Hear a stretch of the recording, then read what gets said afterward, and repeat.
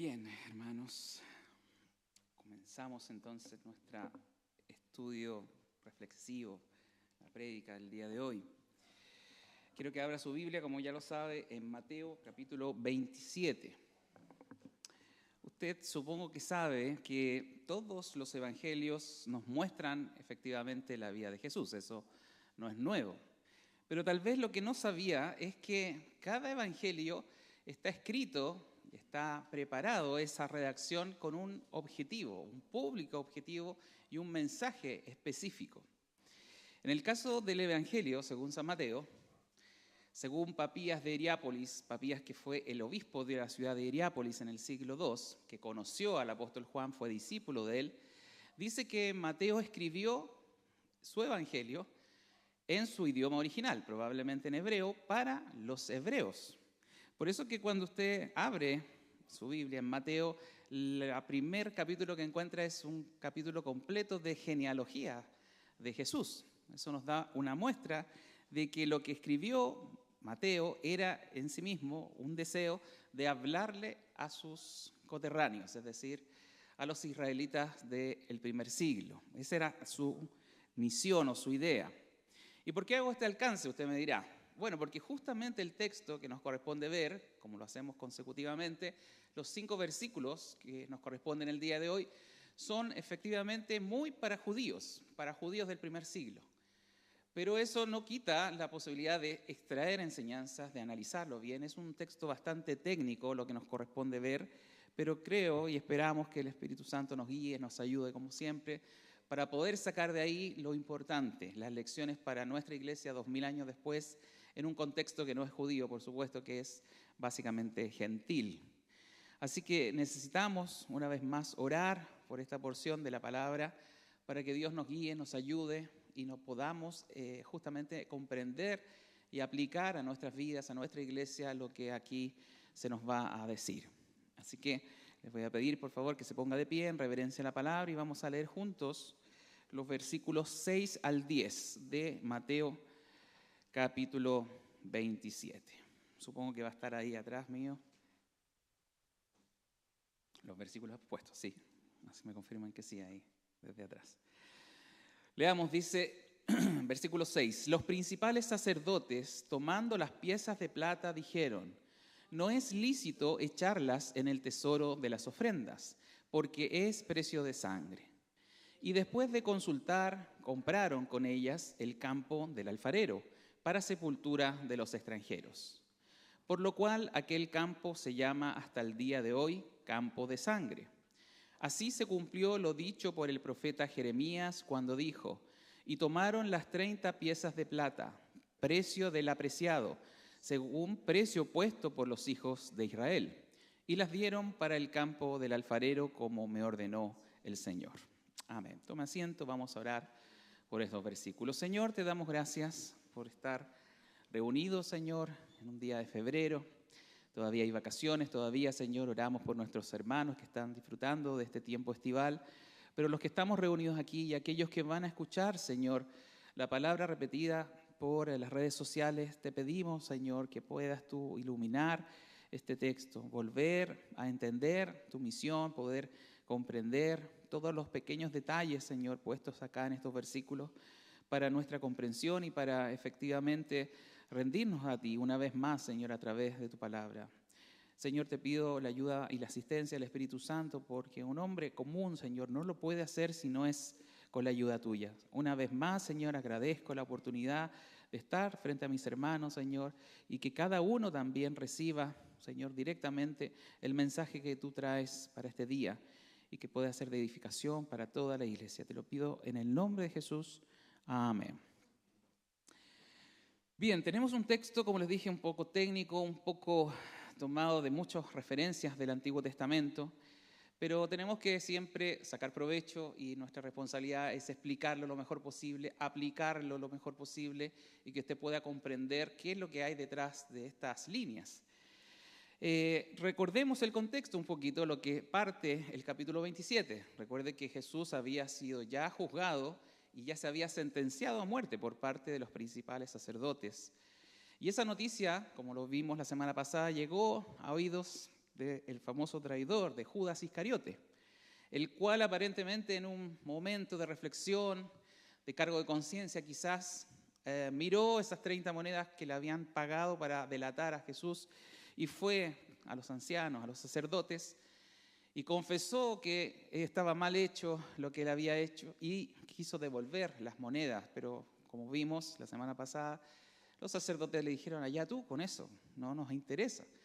Y él lo que hizo al final fue lanzar esas monedas, tal vez con la intención de deshacerse de la culpa, porque como vimos su arrepentimiento no fue hacia con Dios, sino hacia ese hecho que a lo mejor públicamente fue notorio y no tuvo un lindo final, como recordamos. Lo que hizo Judas, y sale expresado en el versículo anterior, en el 5, es que definitivamente entregó esas monedas, esa cargo de conciencia, donde no hubo un arrepentimiento finalmente para con Dios, lo llevó a que se colgara y murió de esa manera. Un final triste para una vida que estuvo al lado de nuestro Señor.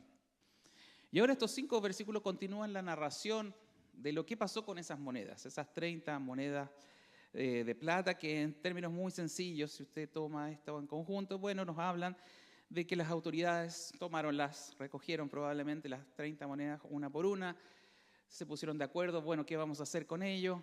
Compramos un lugar para sepultura de los extranjeros y listo. Y Mateo interpone ahí entonces una profecía para explicarnos que ellos cumplieron algo predicho por el profeta Zacarías. Bueno, podría parecer simple esto si así lo lanzamos y así lo explicamos. Pero créame que hay muchos detalles que vamos a analizar con respecto a por qué ellos hicieron lo que hicieron, por qué esta situación se da también en este contexto de una profecía del Antiguo Testamento y qué tiene que ver eso para nosotros, 2000 años después, no siendo judíos, no teniendo un templo como ellos lo tenían, no teniendo esas, digamos, disquisiciones, ¿qué vamos a hacer con las monedas? ¿Serán para la ofrenda o no? Nosotros nos preguntamos muchas veces de esto y tenemos que hacer entonces ese análisis, permítame hacerlo detalladamente para que se entienda y para después entrar a la aplicación de esto. Bueno, lo primero que tenemos que entender es que desde su génesis, esos 30 monedas de plata ya venían con una dificultad, ya había algo oscuro y malo en ese pago que se le hizo a Judas. Usted me preguntará por qué. Bueno, como usted sabe, los sacerdotes en Israel no tenían recursos propios. Esos son antecedentes que tenemos que manejar.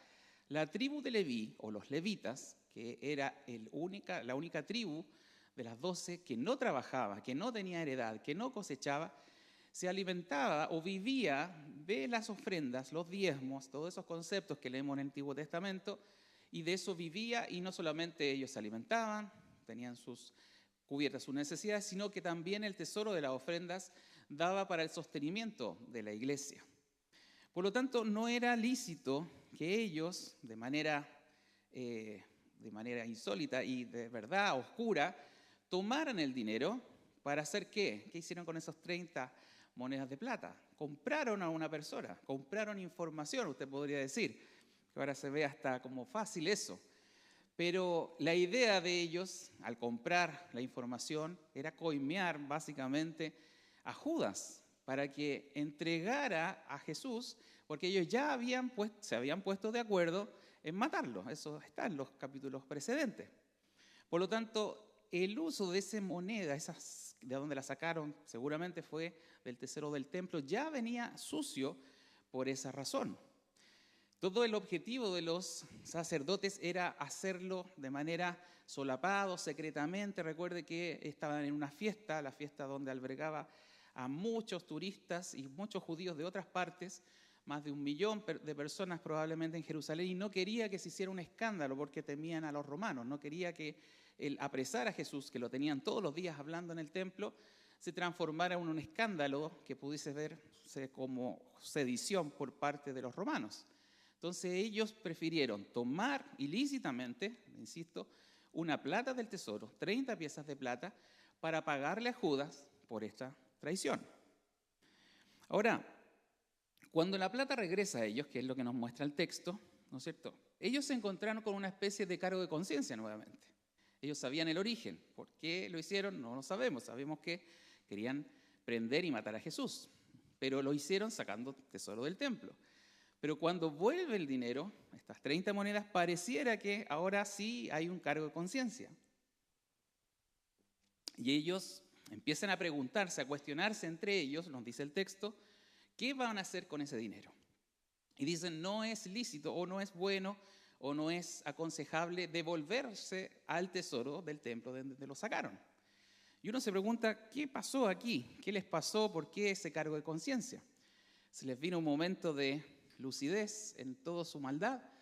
Bueno, resulta que ellos, como eran muy atendidos a las normas, a las pautas y especialmente a la externalidad de cómo se hacen los rituales, claro, fueron a la Escritura, fueron al Antiguo Testamento y trataron de ver si era correcto dejar ese dinero, que lo dicen ahí explícitamente, era dinero de sangre pagado para matar a una persona, si se podía echar nuevamente al tesoro del arca del templo. Y ellos averiguaron, se pusieron a discutir, lo más seguro, analizaron con los más antiguos, con los más viejitos que conocían los textos antiguos, y llegaron a un texto que está en Deuteronomio 23, que yo les quiero señalar para la explicación. Porque ese pasaje está inserto en un capítulo que es muy normativo de sus leyes, sus ritos, sus costumbres sanitarias. Y ahí en el capítulo 23 hay varias normativas para justamente, en este caso, para dar ofrenda. Y en el versículo 17 partiría un poco este relato, cuando nos dice en el texto de Deuteronomio que debe ser prohibida la prostitución y cualquier cosa homosexual o sodomía en el capítulo 23, 17. Pero en el 18 que les traigo ahí a colación, dice explícitamente lo siguiente: no traerás la paga de una ramera, ni el precio de un perro a la casa de Jehová tu Dios, por ningún voto, porque abominación es a Jehová tu Dios tanto lo uno como lo otro. A lo mejor usted no entiende a qué se refiere con eso del precio de un perro. A lo mejor cree que vendían animalitos ahí y esas transacciones no podía ofertarse. Eso no tiene nada que ver con las costumbres ahora de comprar cachorritos. Lo que estaba pasando en ese pasaje es que había algo que aborrecía a Dios sobremanera y era justamente el precio de la paga de la prostitución. La prostitución femenina, representada aquí como el precio de la ramera, no podía ser usada ese dinero para entregarlo a la ofrenda. Era abominación a Dios. Y el precio de un perro tiene que ver con la prostitución masculina. Imagínense cómo se referían, cómo Dios se refiere a ese acto, ¿no es cierto? Homosexualismo, por supuesto, pero con el énfasis de pagar por servicios sexuales masculinos. Eso estaba absolutamente prohibido. Y ellos tomaron probablemente este texto, que era el más normativo para la entrega de ofrenda, para decir, bueno, este precio de sangre, lo que pagamos por Jesús, que es un precio para matar a un hombre, entonces es tan malo, es tan negativo, es tan, ¿no es cierto?, pecaminoso, que no podemos llegar y echarlo en el arca. Algo tenemos que hacer. Y ellos entonces discuten, basados en este texto probablemente, y deciden algo que nos parece bastante mejor. Nos hace pensar que ellos fueron bastante buenos al no comprometerse con esta suciedad del dinero que lo habían hecho para matar a alguien y compraron el campo del alfarero para sepultar a los gentiles. Ya vamos a explicar eso. Pero aquí ya vemos en el texto la ceguera y la hipocresía una vez más de los fariseos. Tantas veces Jesús denuncia esa hipocresía porque justamente pensar que el dinero no puede ser echado de nuevo al arca desde donde había sido tomado, ellos no están pensando en lo central, en el pecado de fondo que hay de comprar a Jesús y venderlo por 30 pesas de plata, Judas, sino que ellos están preocupados de la externalidad, como siempre lo decía Jesús. Se preocupan de limpiar el plato, lo de afuera, pero no se preocupan de lo interior de las personas. Ellos claramente estaban pecando desde la idea de querer matar a Jesús, de ser culpables de homicidio, y como ahora no querían que el acto mismo externo de entregar la ofrenda fuese sucio o contaminado, entonces ellos prefieren hacer otra cosa con el dinero y deciden comprar un campo. Bueno, esa famosa o posible acción buena tampoco es tan buena. ¿Por qué? Me dirá. Ellos dicen en el versículo 7, compraron con ellas el campo del alfarero para sepultura de los extranjeros. Y aquí hay otro tecnicismo, hay otro historia detrás de esto. Porque siempre hubo problemas y siempre hasta el día de hoy los judíos se sienten el pueblo especial de Dios y todo aquel que no es judío es mirado como un ciudadano de la humanidad de segunda clase. Eso no es novedad. Hasta el día de hoy se siente eso en muchos judíos. Mucho más en esa época donde tenían un templo, tenían un lugar físico. Era una nación que tenía cierto prestigio dentro de Oriente Medio. Entonces ellos no admitían a los extranjeros, no los sepultaban en los mismos sepulcros que ellos tenían. De hecho, el famoso huerto de Getsemaní estaba al lado del sepulcro más importante de los judíos en Jerusalén. Y también tenían el Valle de Cedrón con muchos sepulcros de ciertos profetas famosos. Y tal vez era un problema que hacer cuando un extranjero moría en sus tierras, donde lo sepultaban. Entonces no había tanto un deseo de beneficiar al extranjero, sino sencillamente de resolver un problema. Y de hecho ellos se fijaron en un lugar que está al sur de Jerusalén. Esto es un dato geográfico, no traje un mapa esta vez, pero quiero explicarles de qué se trata. Existía un valle al sur de Jerusalén que se llamaba el Valle de Gehenna, que desde muy antiguo se usó básicamente para prácticas idólatras en el tiempo donde sacrificaban niños a Moloc, lo hacían en ese lugar bastante alejado al sur de Jerusalén. Y ahí en los tiempos de Jesús siempre quemaban animales impuros, algún criminal, ¿no es cierto? A veces también era quemado ahí su cuerpo, su cadáver, porque no había un lugar lícito para el entierro de él. Y finalmente mucha basura y restos de la ciudad, era como el basurero de la ciudad donde se incineraban muchas cosas. Ese lugar, el Valle de Gehenna, que en algunas palabras de Jesús incluso, él compara ese lugar con el infierno porque había fuego permanentemente, quemaban cosas como un basural. Entonces era el lugar que ellos definieron para comprar para la sepultura. No era el mejor lugar, no era el lugar más apreciable, era sencillamente el basurero de la ciudad que dijeron ahí vamos a dejar entonces a estos pobres extranjeros que mueren acá. Y hay algo también interesante porque dice que era el campo del alfarero. Efectivamente, en esos lugares la tierra era bastante arcillosa y muchos la ocupaban para hacer orfebrería, para hacer artesanía, para hacer cosas de lo que hace un alfarero.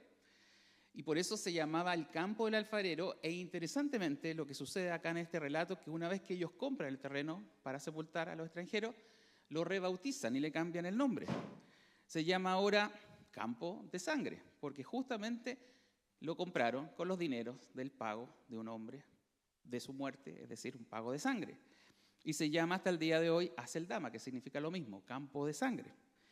¿Por qué le hago todas estas explicaciones? Porque efectivamente, volvemos al punto, los judíos estaban entendiendo claramente lo mal que estaban procediendo. Los sacerdotes sabían de dónde venía el dinero, para dónde iba, y las cosas que ellos supuestamente hacían para el beneficio de otros, al final se convertían en más y más pecado. Y a veces nosotros, insisto, en este tema que a lo mejor es muy restrictivo o muy para los judíos, tenemos que ver eso cómo se traslada hoy a nuestros tiempos. Pero finalmente lo que hace Mateo es tomar entonces una profecía antigua que dice, bueno, esta profecía, lo que están haciendo estos hombres, porque Mateo delata lo que estaba pasando en el templo, en esas conversaciones de pasillo, en esas historias medias siniestras que ellos estaban planificando, y los delata, y dice, esto es para que se cumpla la profecía. Y quiero también hablar de esa profecía que es muy interesante, que efectivamente no está en Jeremías, está en Zacarías. Y aquí tengo que decirlo, hay un error en el texto, porque esta profecía no es de Jeremías, sino que de Zacarías.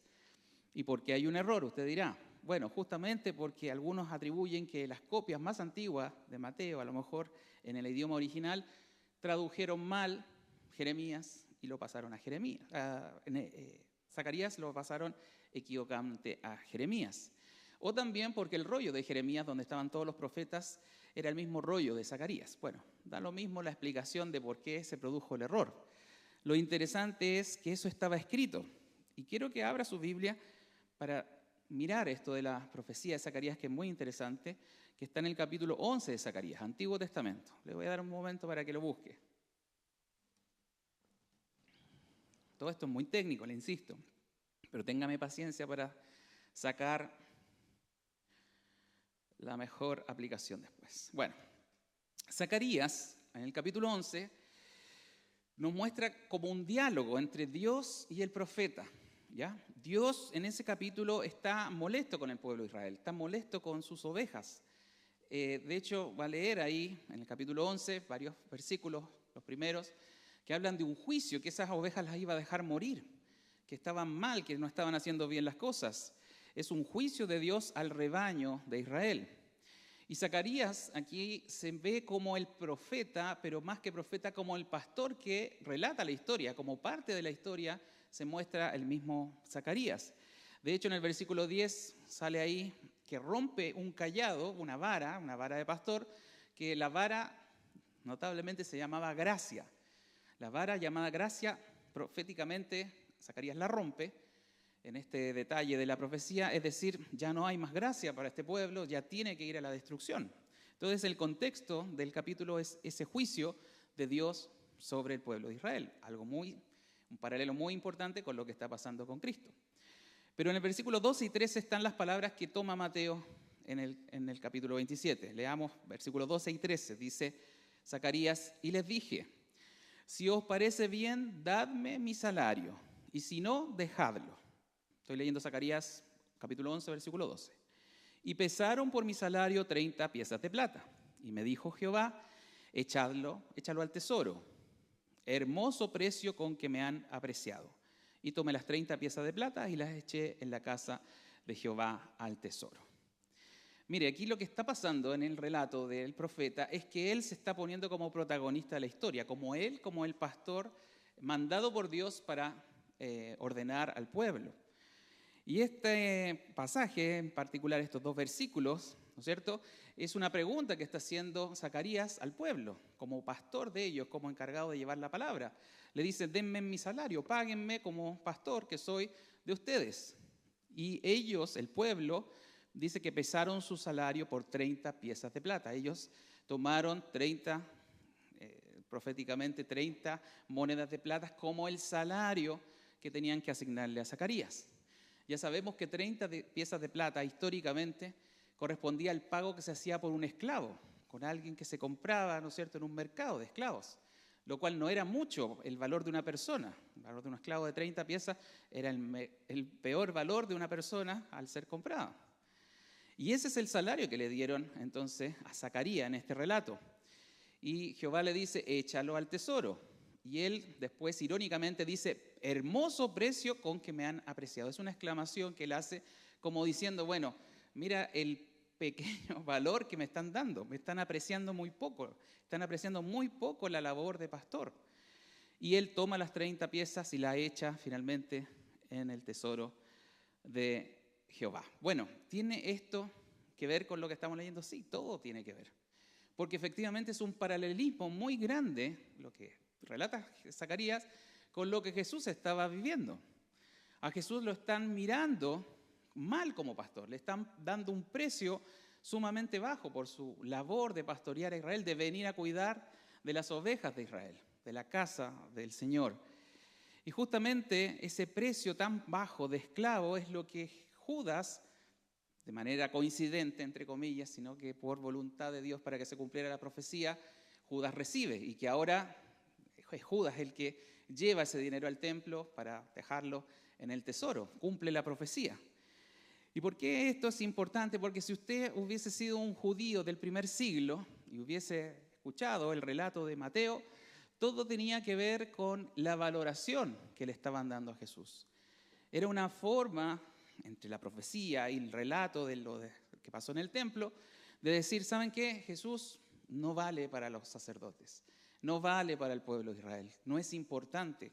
Mateo está tratando de delatar primero esa forma oscura de proceder, pecaminosa, un poco encubierta, solapada, y finalmente despreciando al Mesías, que no lo consideraban para nada, sino que para ellos era un blasfemo, era alguien que no tenía precio, tan poco precio como el precio de un esclavo. Y efectivamente aquí se transgrede, por supuesto, muchos pecados, hay una alta traición, hay una hipocresía delatada por Mateo, pero las preguntas y la importancia de este texto es cómo nosotros entonces vemos este proceso de Jesús, este punto de su historia. ¿Qué aplicaciones podemos sacar de esta historia que es muy para los judíos, pero que tiene, por supuesto, aplicación entre nosotros? Y aquí hay 3 cosas que yo quiero hoy día, analizar, sacar como lecciones para nosotros de este texto. La primera es algo que trasciende, por supuesto, a la cultura y es atemporal.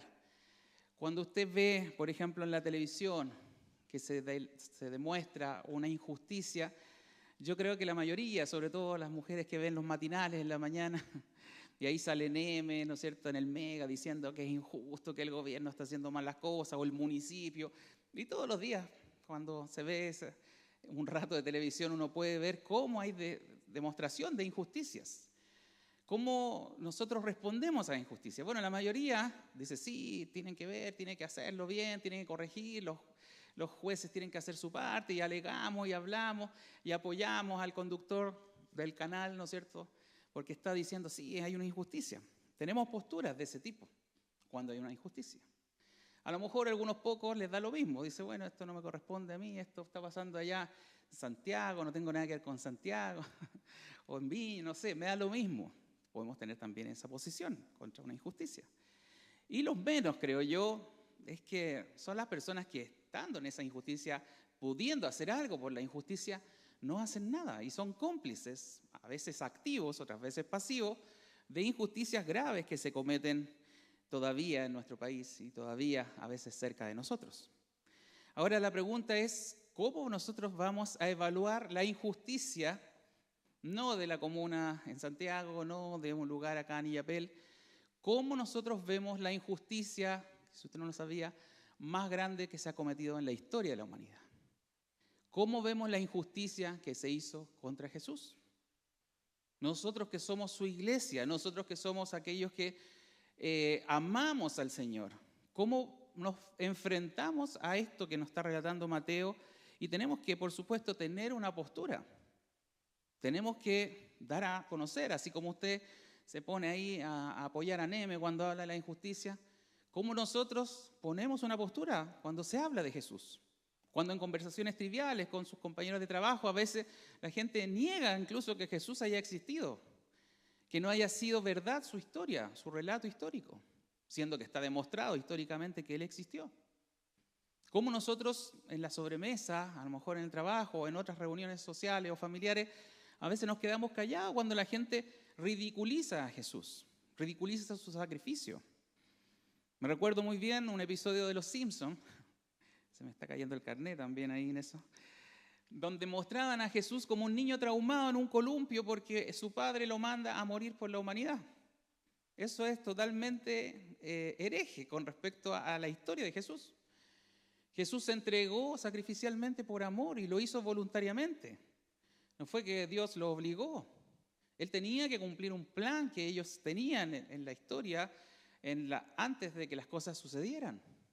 Entonces, cuando empezamos a ver la historia de Jesús y sobre todo cuando entendemos que Jesús fue tratado injustamente condenado, y la gente le da lo mismo, tal vez esa misma pachorra que usted saca por alegar por la injusticia de allá, de la esquina, del hospital y de las cosas que pasan en Illapel y que llama a marcha y vamos y convoquemos y hagamos algo por esta situación, no es la misma motivación que tiene cuando se trata de Jesús.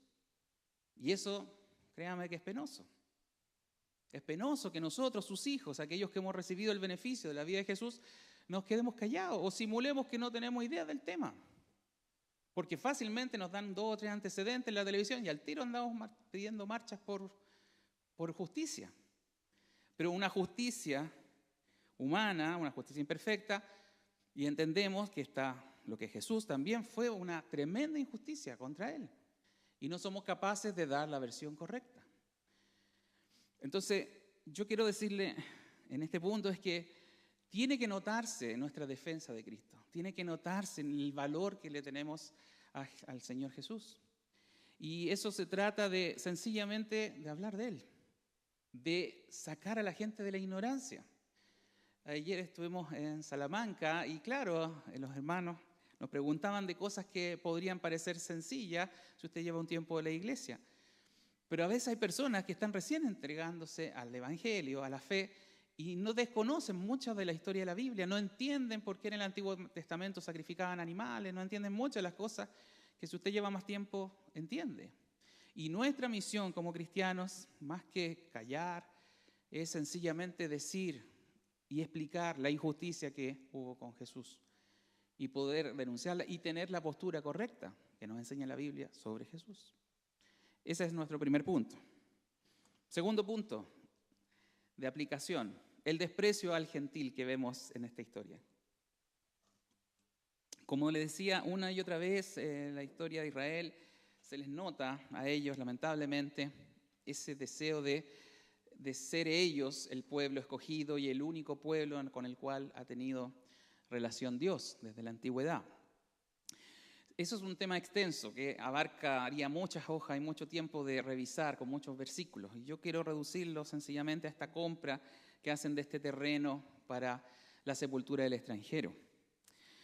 Lo que pasa es que el pueblo de Israel siempre se ha sentido orgulloso que Dios los haya llamado, los haya seleccionado dentro de todos los pueblos, haya partido con Abraham, lo haya llamado, ¿no es cierto?, le haya dado promesas y haya forjado de los lomos de él una gran nación, una nación que es muy importante en la historia de la humanidad, no cabe duda.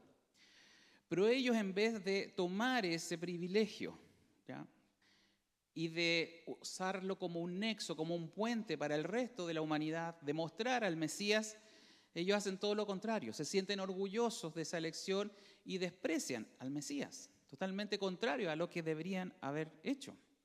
Los sacerdotes en particular, que conocían la ley, que conocían las profecías, que tenían que estar para eso, para reconocer al Mesías, hicieron todo lo contrario. Lo negaron, lo desconocieron, sabían todo en la Biblia, sabían los escribas de memoria, los pasajes, los podían recitar, pero no reconocieron a Jesús, sino que lo despreciaron y lo vendieron, ¿no es cierto?, lo pagaron a un precio de un esclavo. Y lamentablemente Pablo en Romanos nos dice muchas veces esto, que lo que proveyó Dios para los israelitas, ellos finalmente no lo tomaron, no lo usaron para el beneficio de la humanidad. Ese era el proyecto de Dios, siempre fue el plan de Dios que a través de la simiente de Abraham llegara el Mesías para toda la humanidad. Y Pablo nos dice, por lo menos en 2 pasajes, esto. Nos dice, por ejemplo, que los israelitas, en Romanos 9:4, de los cuales son la adopción, la gloria, el pacto, la promulgación de la ley, el culto y las promesas, nos hablan todas esas cosas de que Dios les proveyó de un conocimiento diferente o mejorado de Él mismo versus las otras naciones. Ellos conocían verdaderamente a Dios. Tenían los pactos, tenían las promesas, tenían las leyes, las ceremonias que nos hablaban de que iba a venir un cordero, que iba a venir alguien que iba a pagar por el pecado de la humanidad. Ellos lo tenían claro, cada vez que hacían sacrificios de animales, tenían que leer eso, haberlo entendido. Pero lamentablemente por el orgullo, porque ellos escrutaron a Jesús, ellos le hicieron un juicio a Jesús irregular, y porque además despreciaron al que tenía todas las credenciales para ser el Mesías, entonces vemos que finalmente lo matan oscuramente, arteramente.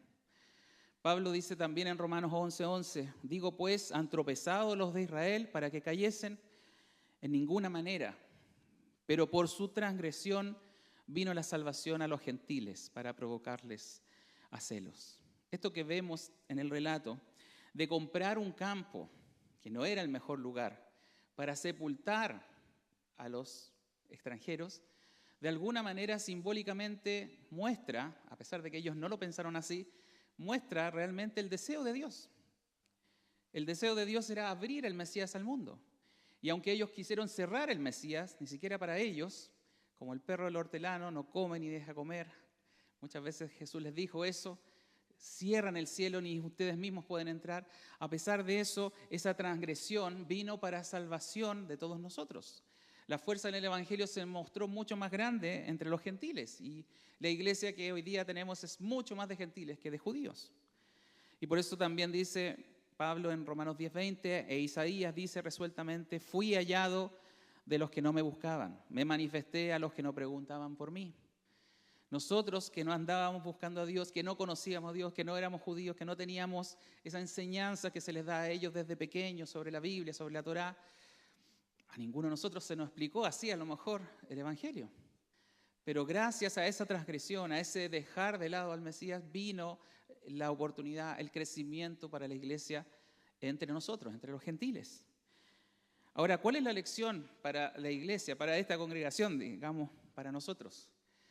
Bueno, es que nosotros no podemos ponernos como los judíos, no podemos ser orgullosos ni querer despreciar a aquel hermano, a aquella persona que está en la calle y que todavía no conoce al Señor. No podemos cometer el mismo error que se nos está mostrando acá. Y muchas veces pasa que una persona que peca mucho, que es muy mala, decimos, oh, está bien que se vaya al infierno, que a veces no lo decimos, pero lo pensamos. Pensamos en aquellos muy pecadores o esas personas como que fueran más malas que nosotros y no les deseamos el bien. No queremos que participen de esta iglesia. No les contamos del Evangelio. O si vienen, ojalá que se vayan. O hacemos barreras para el ingreso. Es que tiene que vestirse así, es que no tiene que tener tatuajes. Y en otras iglesias es tremendamente incómodo cuando una persona que viene caminando por la calle quiere entrar al templo porque hay normas, hay restricciones, hay formas que son finalmente religiosidad. Y actuamos como los fariseos, orgullosamente no queriendo, ¿no es cierto?, aquel que viene arruinado con su vida destruida y que viene arrepentido, genuinamente, quiere encontrar acá en la iglesia, en la casa de Dios, quiere encontrar solución y respuestas. Somos muchas veces como el hermano mayor de la historia del hijo pródigo. No sé si la recuerda. Sabemos que el hijo pródigo es el hijo menor de esa familia que consume todos los bienes de su padre y se va con rameras y destruye la herencia. Y un día vuelve arrepentido después de estar alimentando a los cerdos. Pero hay una parte en esa historia que nos muestra la reacción del hijo mayor. ¿Se acordará? El hijo mayor se enoja con el padre porque al hijo menor, cuando vuelve arrepentido, le pone un anillo, hace una fiesta, mata al becerro gordo y va el hijo, ¿no es cierto? Y le dice, padre, tú no me has dado ni siquiera un cabrito para gozarme con mis amigos. Y yo he estado todo el tiempo contigo. Esa es la visión a veces que tenemos nosotros si hemos sido privilegiados de estar mucho tiempo o desde muy pequeño en la iglesia. Y a veces con un celo por aquel que viene, ¿no es cierto?, muy mal. No puede ser que seamos como el hijo mayor del hijo pródigo, sino que tenemos que ser sensibles a esas necesidades. El padre le dice al hijo pródigo, ¿no es cierto?, pero ¿cuál es el problema? Tú has estado siempre conmigo. Has tenido siempre todas las bendiciones mías. Y eso a veces no lo valoramos. No valoramos que a lo mejor, por alguna razón, Dios desde pequeño nos haya conquistado. Entonces podemos repetir este mal ejemplo lamentable que lo vemos muchas veces en el pueblo de Israel y a veces decimos, pucha, ¿qué va a pasar con ellos? Bueno, Dios tiene un plan, sabemos que hay planes también para su reencuentro con el Mesías. Pero lo que tenemos que tener claro es que nosotros no podemos cerrar las puertas del Evangelio, criticando a las personas por su prejuicio, por un prejuicio externo. Tenemos que predicar y ahora mucho más, y lo hablo desde la tribuna de este año 2026, donde queremos volver, y vamos a empezar pronto, con las reuniones en casa, que cada reunión en casa ojalá se vuelva un núcleo de evangelismo. Que usted pueda invitar a los que no conocen de Dios, a aquellos que usted sabe que están pasando con problemas para recibirlos, porque también eso es parte de la acción de la iglesia. No podemos cometer estos errores que los fariseos cometieron y que muchas veces nosotros, claro, hacemos la explicación, pero que pensamos que no nos corresponde o que no van con nosotros. Y a veces sí. Miramos mal, miramos con desprecio, somos orgullosos a veces porque nos sentimos mejores personas que ellos. Y todos somos lo mismo, éramos hijos de ira, igual que los demás, dice Efesios. Entonces necesitamos corregir y aprovechar este ejemplo negativo para limpiarnos y hacer bien las cosas. Tercer punto, y creo que es el más importante porque a esta prédica le puse el precio de su sangre. Mire, más allá de la evaluación, si fue justo el juicio o no, que sabemos que fue injusto, hay un concepto que trae este texto, que lo repiten varias veces, es el concepto del precio de sangre. El precio de sangre, el precio de sangre. Hay al menos 3 veces que lo repiten. Primero, ¿no es cierto?, dice que el precio de las 30 monedas era un precio de sangre. Después dicen, ¿qué vamos a hacer con este precio de sangre? compremos un campo con ese precio de sangre. Y aún el campo del alfarero le cambian el nombre y le ponen Aceldama o campo de sangre. Todo tiene que ver con la sangre y uno lo revisa también en el Antiguo Testamento. Dice, ¿por qué esa obsesión de los judíos en el Antiguo Testamento con el tema de la sangre? Siempre está el tema de la sangre. Y justamente las personas a veces no entienden, porque es muy antiguo, tienen miles de años esas tradiciones. ¿Qué tiene que ver eso? ¿Y qué tiene que ver con Jesús, por supuesto? Bueno, tenemos que recordar que Dios es el que instituye estos temas de la sangre. No sabemos bien cómo partió. Vemos incluso el sacrificio de Abel, uno de los primeros sacrificios donde él mató un animalito para agradar a Dios. Y vemos que Dios se contenta con esa adoración, con ese reconocimiento. También vemos que la sangre pagaba por los pecados, lo vemos en toda, ¿no es cierto?, la ley mosaica. Y también se usaba para confirmar un pacto era basado en sangre de un animal que se partía por la mitad, dando a entender que si usted no cumplía ese pacto, entonces el mismo destino del animal iba a tener usted. Para eso se usaba todas esas formas de sangre. Pero ¿por qué la sangre? ¿Qué es la sangre? La sangre es un tejido vivo, sabemos que circula en nuestras venas. Pero la Biblia desde siempre ha avisado que la vida está en la sangre. Levítico 17:11 dice, porque la vida de la carne en la sangre está. La vida de la carne, la vida de cada ser vivo está en la sangre y es efectivo. Si usted le saca la sangre a una persona o a un animal, se muere. Por eso que la forma más común de matar a alguien es degollándolo o sacándole la sangre. Levítico 17:11, porque la vida de la carne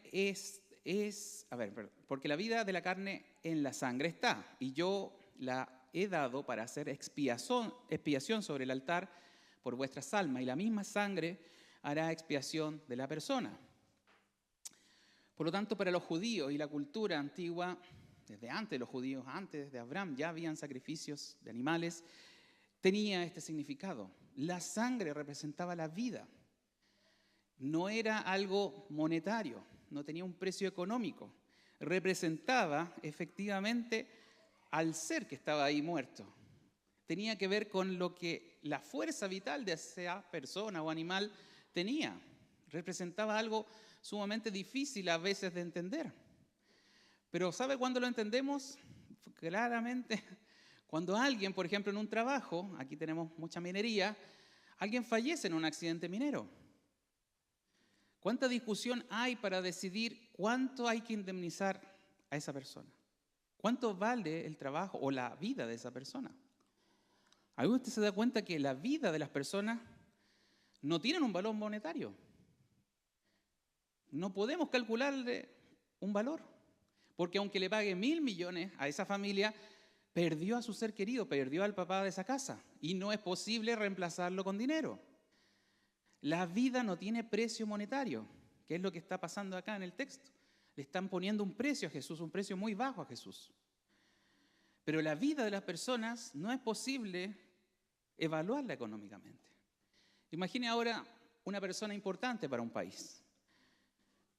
Una persona destacada, qué sé yo, un científico, por ejemplo, que descubrió una cura o una vacuna. ¿Cómo aprecia la sociedad a una persona destacada? ¿Cómo aprecia la sociedad a un artista importante o alguien que haya hecho alguna contribución a este mundo? Bueno, lo decimos, a este hombre hay que reconocerlo. Este hombre vale mucho. Cuando se muere hay tremendos funerales para recordar a esa persona que murió, que hizo una gran contribución. Ojalá nunca muriera, ojalá nunca hubiese muerto Einstein, porque nos progresó mucho a la sociedad con sus descubrimientos.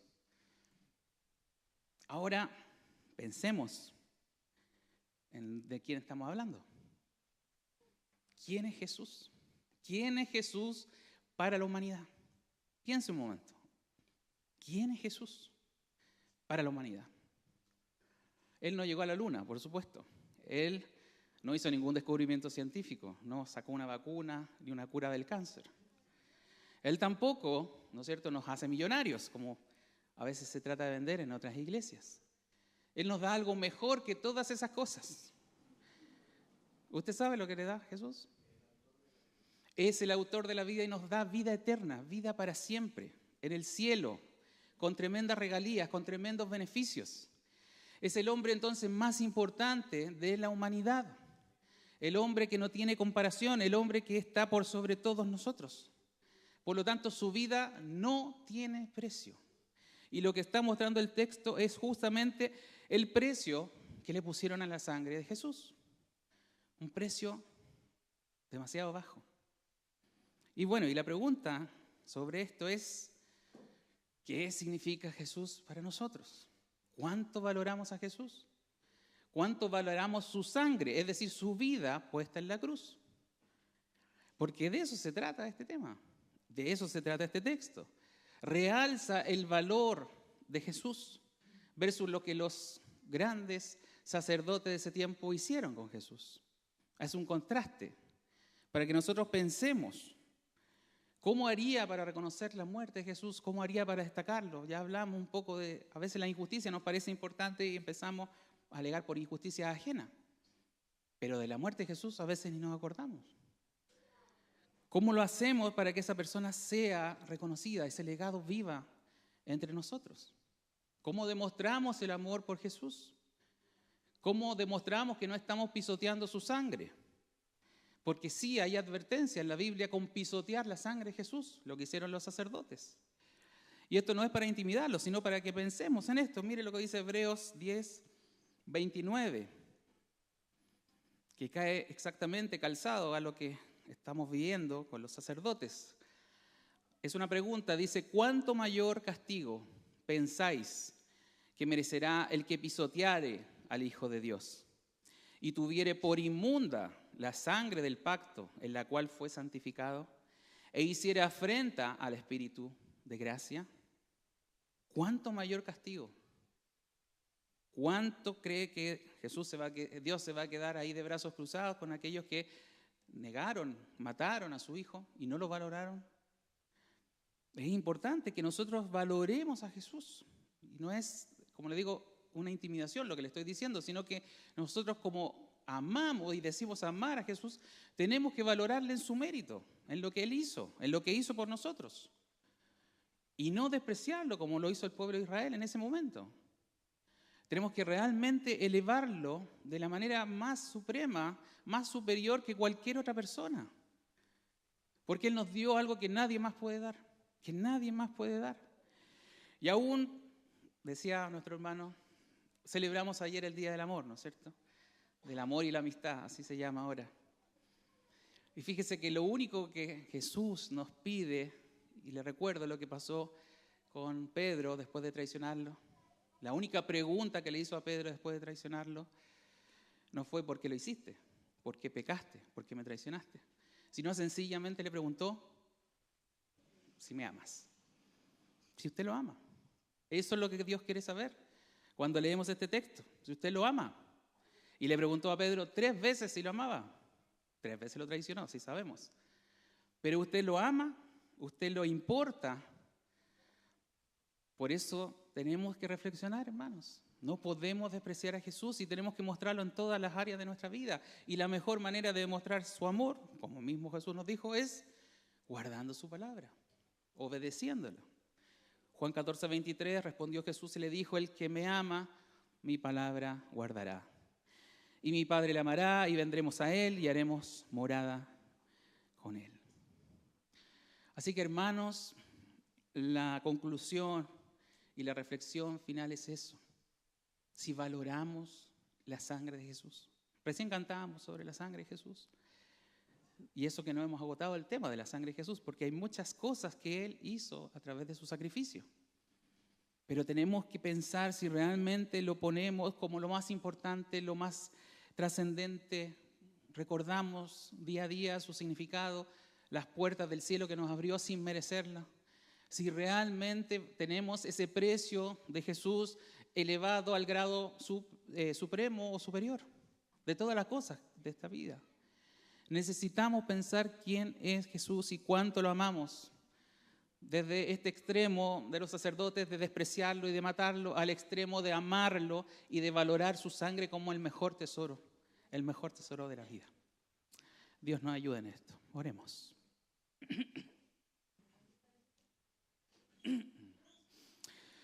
Señor, te damos gracias por este tiempo, Señor. Gracias por poder compartir tu palabra. Señor, una vez más nos trata, Señor, de enseñar con misericordia, con perdón, todo lo que no hacemos cuando hablamos de ti, cuando no te valoramos, cuando dejamos pasar el tiempo en otras actividades, Señor, y despreciamos, Señor, la relación de amor, el sacrificio amoroso que hiciste por nosotros, Señor. Una vez más, tú nos llamas la atención y nos pides que volvamos a ti, que te consideremos, que tú seas parte de nuestra vida en todo lo que hacemos, Señor. Una vez más, Señor, recibimos tu mensaje. Padre, perdónanos, Señor, y haznos sensibles, Señor, a tu vida, a tu sangre, Señor. Cambia nuestras maneras de ser, nuestro comportamiento, nuestras formas, Señor, tan equivocadas, Señor, para que tú seas engrandecido en todo, Señor, en todo lo que tenemos, en todo lo que hacemos. Una vez más, Señor, te agradecemos por la comunión y bendice, Señor, esta palabra. Que llegue, Señor, a aquellos que tú estás llamando desde antes y que tienes escogido desde antes de la fundación del mundo. Te lo pido en el nombre de Jesús. Amén.